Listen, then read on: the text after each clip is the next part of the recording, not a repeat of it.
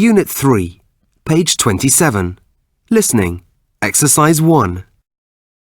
Speaker 1. It was Saturday and we were at home. I was with my brother in the living room. It was a really hot, sunny day and we were talking about the weather. My brother looked out of the window and said, "It is lovely weather, but I really want it to rain." Suddenly, as he was talking, the sky went black and, you won't believe this, it started to rain. My brother just laughed, but I was a bit scared, to be honest. No one can change the weather, can they? Speaker 2. There's a guy called Tom who lives next door to us. He's about 20 years old and he thinks he's really cool. You know, he always wears really cool clothes and has the latest mobile phone, that kind of thing. Anyway, one day he bought a new motorbike. It was really big and powerful, bright red.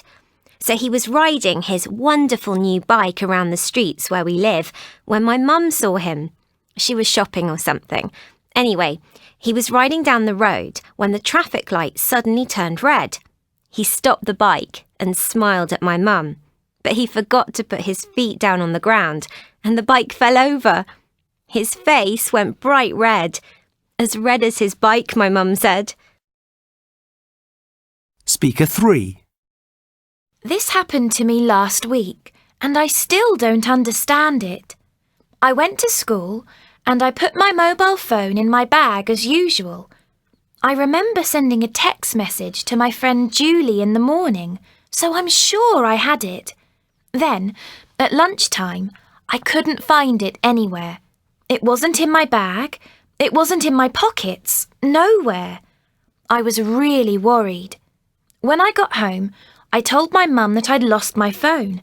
She said, "No, it's upstairs in your room." And it was. But do you know the really, really weird thing? I checked the phone and there was my message to Julie. Speaker 4. 3 or 4 years ago, I really wanted a dog. Every day I asked my mum and dad for a dog for my birthday, and every day they just smiled and said, "Wait and see." So, on the morning of my birthday, I ran downstairs to get my presents. My parents told me to wait in the kitchen. While I was waiting, I heard a dog bark. I was so excited. "I've got a dog," I thought. "I've got a dog." Anyway, so after a few minutes, they call me into the living room, and there's Mr. Parker from across the street, with his dog. "Mr. Parker's here to wish you happy birthday," they said. He gave me a pen for my birthday. My parents gave me a watch. It was nice, but it wasn't a dog.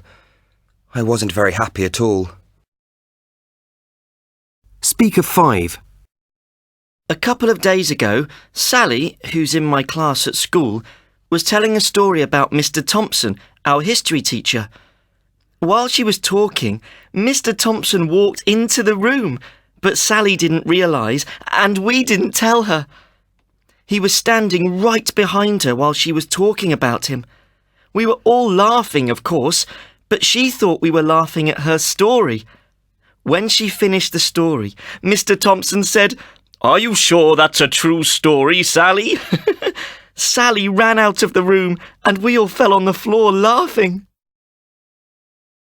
Speaker 6. Jessica was my best friend. We did everything together. We sat next to each other at school.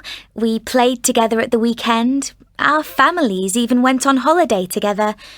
We both loved the same music and always laughed at each other's jokes. She was great. Then one day she came to my house and she was crying. She said, "I've come to say goodbye. My dad's got a new job and we're leaving. Tomorrow." It was terrible. I never saw her again. I sent her a few emails, but she never replied. I don't know what happened to her.